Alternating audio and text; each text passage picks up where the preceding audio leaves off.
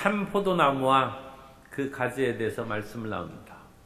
예수님은 참 포도나무요, 우리는 그 가지입니다. 예수님의 하나님 선언은 나는 무엇이다는 선언입니다. 에고에임이라는 헬라 원어를 쓰는데 나는 무엇이다. 그래서 나는 참 포도나무다. 에고에임이라는 그 용법이 나는 있는 자라는 뜻입니다. 나는 있다. 그것은 우리가 잘 아는 것처럼 모세가 하나님의 이름을 물었을 때 나는 스스로 있는 자니라. 그것이 에고에임입니다. 헬라어로는.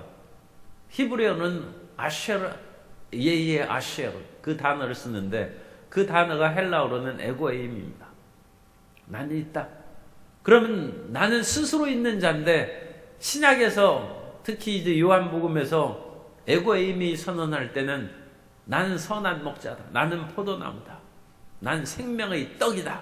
그런 예수님의 자기 선언입니다. 그래서 상당히 구체적이고 우리가 이해하기 좋도록 예수님께서 자기 신분을 밝히셨고 그 신분 가운데 우리가 붙잡으면 그 안에서 우리가 삶을 살아가는 놀라운 보화를 얻게 된 것입니다.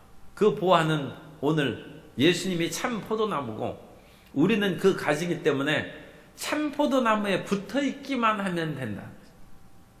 우리는 예수님께 붙어있기만 하면 만사형통하는 것입니다. 우리가 우리 스스로 어떤 일을 하기 위해서 예수님 나무에 참 포도나무에 붙어있지 아니하면 아무것도 할 수 없다.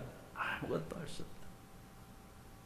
물론 육신의 열매를 맺을지 모르지만 육신의 열매는 결국 사망의 열매라고 성경에 말씀하고 있습니다. 그리고 그것은 거짓되고 무가치한 것이고 우리가 참된 열매, 진실한 사람이 그건 참 열매죠. 그럼 예수님께 붙어있기만 돼요. 어린아기가 어머니 뱃속에서 어머니의 살과 피를 먹으면서 자라납니다. 그 아기가 어머니에게 붙어 있어야죠. 태중에서 어머니에게 붙어 있지 않으면 그 아기는 살아날 수가 없습니다.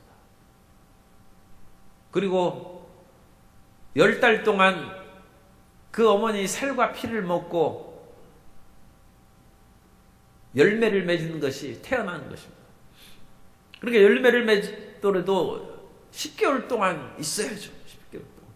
10개월 동안 부지런히 살과 피를 먹는 것입니다. 이 포도나무의 비유는 성찬의 그런 비유하고 깊은 연관이 된다고 그와 같이 주석합니다. 우리는 성찬의 떡과 잔을 먹으면서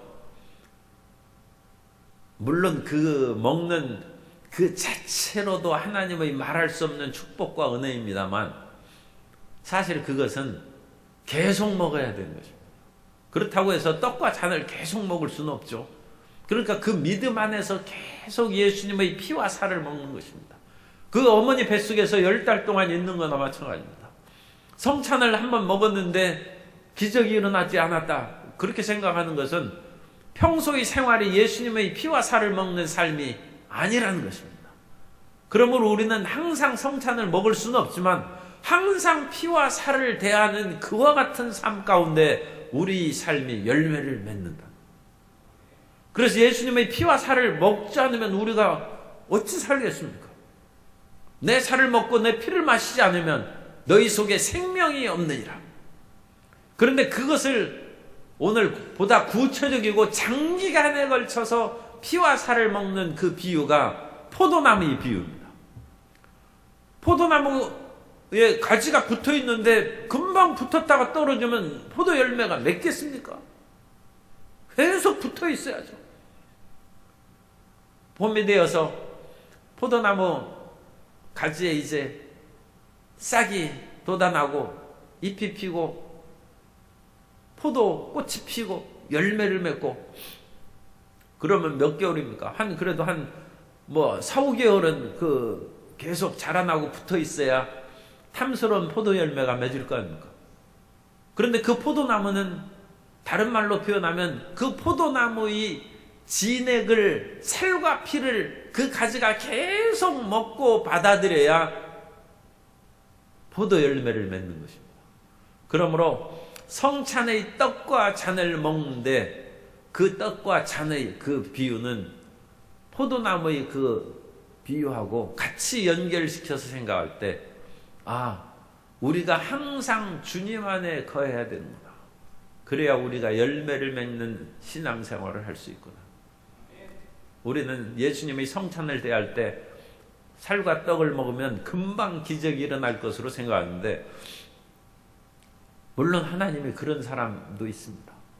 하나님이 믿음의 증거를 주시기 위해서 떡과 잔을 대할 때 기적을 베풀어 주시는 그런 일이 종종 있습니다. 그러나 그 살과 떡을 먹는 것은 모태에서 아기가 자라는 그거로 생각하면 됩니다. 계속 살과 피를 먹어야 아이가 완전히 자라나서 최소한 10달을 먹어야 태어나는 것이죠. 그런 것처럼 우리는 끊임없이 예수님의 생명의 말씀을 우리 삶 가운데 받아들여야 돼요. 말씀을 지키면서 10개월은, 그것은 사실 10개월이 아니라 10년 죽을 때까지 그 말씀을 붙잡고 살아야 우리 삶에 성령의 열매를 맺고 하나님의 기뻐하시는 삶을 살아가야 될 줄로 믿습니다. 그게 이제 결론입니다. 그러면 세부적인 내용을 보면, 나는 참 포도나무요 내 아버지는 농부라 했는데, 하나님께서는 옛날부터 포도나무를 심으셨습니다. 그래서 이스라엘이 하나님의 포도나무라고 성경에 말씀합니다. 그래서 이사야 5장 1절은 포도원의 노래입니다. 하나님께서 극상품의 좋은 포도를 심었는데 이 포도나무가 들포도 열매를 맺었어요. 하나님이 이 농부가 보니까 기가 막힌 것입니다. 내가 가장 좋은 포도나무를 심고 산 울타리를 해서 짐승들이, 그러니까 여우도 신포도를 따먹으려다가 못 먹으니까 그 이야기가 나온 것처럼 짐승들이 포도 열매를 해하지 못하도록 울타리를 치고 막고 거름을 주고 그 모든 것을 잘 했는데, 이사야 5장 4절 이하입니다. 내가 내 포도원을 위하여 행한 것 외에, 그러니까 온갖 것을 다 행한 것 외에 무엇을 더할 것이 있으랴. 내가 좋은 포도 맺기를 기다렸거늘 들포도를 맺으면 어찌 됨인고. 이제 내가 내 포도원에 어떻게 행할지를 너희에게 이르리라. 내가 그 울타리를 걷어 먹힘을 당하게 하며, 그러니까 이제 울타리를 걷어버려서 여우도 와서 포도 따먹고 그러는 거예요. 그 담을 헐어 짓밟히게 할 것이요, 내가 그것을 황폐하게 하려니 다시는 가지를 자름이나 북을 돋우지 못하여 찔레와 가시가 날 것이며, 내가 또 구름에게 명하여 그 위에 비를 내리지 못하게 하리라 하셨으니, 물은 만군의 야훼의 포도원은 이스라엘 족속이요 그가 기뻐하시는 나무는 유다 사람이라. 그들에게 정의를 바라셨더니 도리어 포악이요 그들에게 공의를 바라셨더니 도리어 부르짖음이었도다. 하나님께서 우리에게 정의의 열매를 원하시고 공의의 열매를 바라셨는데, 포악과 오히려 원성의 부르짖음만 가득한 그런 백성이 되었으니 내가 이 포도원을 어떻게 하겠느냐. 헝클어버리고 들짐승에게 밟히고 먹히게 한다는 것입니다. 그러니까 그것은 참 포도나무가 아니죠. 그래서 예수님께서는 이 포도나무의 비유를 잘 알고 있을 이스라엘 백성들에게, 유대인에게 나는 참 포도나무, 참 포도나무. 그러므로 내 안에 가지가, 이스라엘이 포도나무고 이스라엘 백성 하나하나는 그 가지죠. 예수님이 참 포도나무고 예수님을 믿는 사람들은 다 그 가지가 되어서 참 포도나무에 붙어 있으면 우리는 참 열매를 맺을 것이라는 것입니다. 그리고 하나님은 농부시기 때문에 이렇게 봐서 가지가 말라서 죽었어요. 그 포도나무에 붙어 있지 않은 가지죠. 그래서 그것이 가지가 뭐 스스로 믿음을 갖지 않으므로 진액이 오지 못하도록 끊어버렸는지 모르지만, 어쨌든 생명의 진액이 그 가지에 올라오지 못하고 퍼져나가지 못하니까 그 가지는 말라버리고 그거 꺾어버리죠. 그래서 그것은 제거해버리고, 또 진액이 잘 올라오는 것도 더 가지가 여러 개 뻗어서 풍성하게 열매를 맺도록 하나님께서 전지를 하시고 깨끗하게 하십니다. 쓸모없는 가지도 하나님께서 제거해 버리시지만 열매를 맺는 사람에게도 가끔 아픔을 주시죠. 그러니까 욥이 자식이 10명을 낳았는데 하나님께서는 물론 사탄의 시험이 있긴 합니다만 자식을 20명 주시려고 주님께서 욥에게 시련을 당해서 다시 이제 또 10명의 자식을 낳았어요. 그리고 10명은 미리 천국 갔고 천국 가면 자식이 20명이나 있어요. 그러니까 욥은 풍성한 것이죠. 가지를 더, 열매를 더 많이 맺게 하기 위해서 시련과 환난 가운데 지나게도 하신다는 거죠. 그러면 우리가 어떻게 해서 이와 같이 하나님 안에서 열매를 맺느냐? 4절에 보면 내 안에 거하라 나도 너희 안에 거하리라. 가지가 포도나무에 붙어있지 아니하면 스스로 열매를 맺을 수 없음 같이 너희도 내 안에 있지 아니하면 그러하리라. 내 안에 거한다는 것은 계속 믿음 안에 거하는 것을 말합니다. 예수님이 포도나무인데 우리가 그 가지가 되어서 계속 믿음 안에 거하지 않으면, 그러니까 10달 동안 붙어있지 않으면 자식을 낳을 수 없는 것처럼 붙어있어야 돼. 오늘날에는 군대에 가서 뭐 휴대전화하고 다 해서 애인하고 영상통화도 하고 뭐 그럴 수 있는 것 같아요. 그런데 옛날에는 그 3년을 못 기다리고 다 고무신을 거꾸로, 완전히 무슨 시골 신파쪽이 그런 시대죠. 고무신을 그냥 거꾸로 신고 간다고. 그 3년을 못 기다려요. 사람이 세월이 지나면 3년은 순식간에 지나가는데 이 3년은 굉장히 오랜 기간입니다. 1일 여삼추라고 그랬죠. 하루가 3년을 보내는 것 같다. 그러니까 3년 되면 애인이 군대 가면 끝난 것입니다. 그런데 우리가 예수님 믿고 3년 믿고 그만둘 수 있습니까? 30년을 믿고 예수님 내 안에 거하는 것은 믿음 안에 거하는 것입니다. 우리는 마음을 굳게 먹고 흔들리지 말아야 됩니다. 잠시 잠깐 오면 오실 리가 오시리니 지체하지 아니하시리라. 나의 의인은 믿음으로 말미암아 살리라.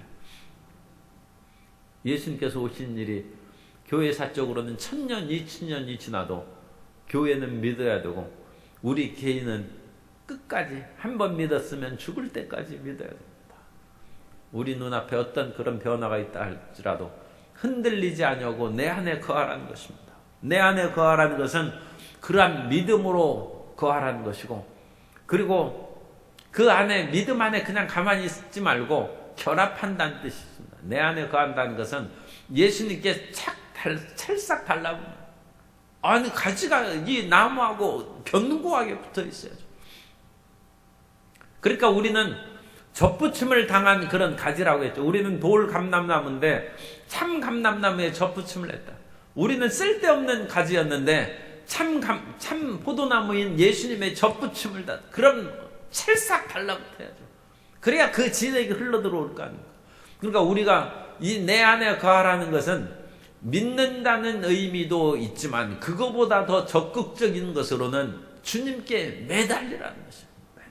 완전히 연합하여 결합한다는 뜻입니다. 그래서 그래야 그 안에 거하는 것입니다. 그러니까 부부도 그 찰싹 달라붙어야 자식을 낳는 것이지, 이게 뭐 그냥 믿음 안에서 서로 떨어져 있으면 어찌 살겠습니까? 열매를 못 맺는 것이죠. 예수님을 대충 믿어가지고 열매를 맺는 것이 아니라 견고하게 예수님께 붙어 있으라는 것입니다. 그리고 견고하게 예수님 앞에 붙어 있지 않으면 가지처럼 버리워 말라진다는 것입니다. 그 가지가 그 접붙임으로 이렇게 했으면 찰싹 달라붙지 않으면 그 접붙임이 되겠습니까? 그러면 결국 돌 감람나무가 그 떨어져 나오는 것이죠. 그러니까 그 믿음 안에서 아무 효과와 열매를 맺지 못하는 것입니다. 5절에 보면 나는 포도나무요 너희는 가지라. 그가 내 안에 내가 그 안에 거하면. 그러니까 이것은 우리만 예수님께 붙어 있는 것이 아니라 예수님도 우리를 견고하게 붙잡는, 하나님이 우리를 붙잡아 주시지 않으면 우리가 어찌 주님을 붙잡겠습니까? 그러니까 주님께서 우리를 붙잡아 주신 것입니다. 영국의 시도사인 펠라기우스가 있는데 우리가 잘 아는 성 어거스틴 시대에 살았어요. 그 펠라기우스는 거의 죄를 안 지었대요. 그래서 그 사람은 하나님의 은혜가 없이도 우리는 예수님을 믿을 수 있다고 주장했습니다. 그런데 어거스틴은 소시적부터 죄를 많이 지었어요. 방탕하고 여인의 유혹에 빠져간 그런 생활을 보냈기 때문에 하나님의 은혜가 없이는 절대 주님께 나올 수 없다. 그렇게 이제 주장했습니다.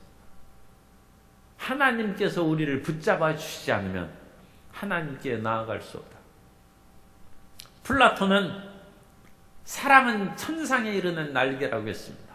그래서 우리가 사랑하면 천상에 이를 수 있다 해서 인간 중심의 철학을 얘기했습니다.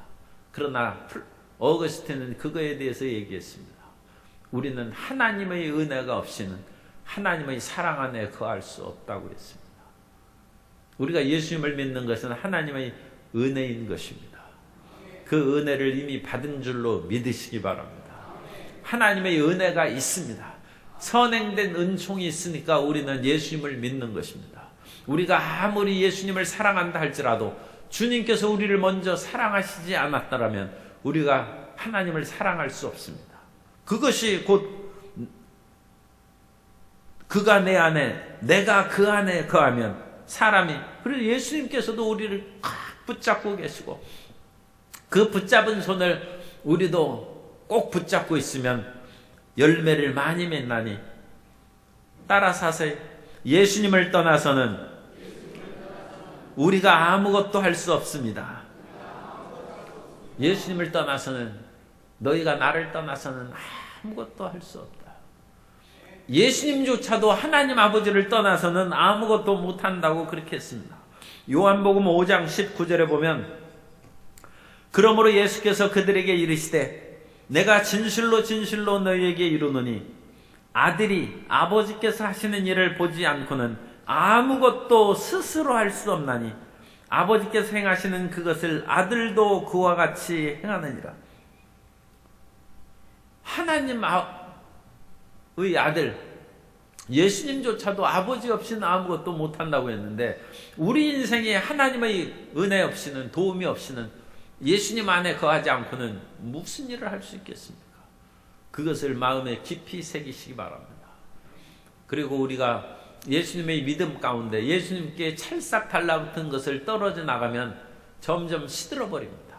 점점 시들어버리고 말라지고, 그러면 그것이 버리워져서 함께 모아주고 불에 사라진다는 것입니다. 사람이 내 안에 6절입니다.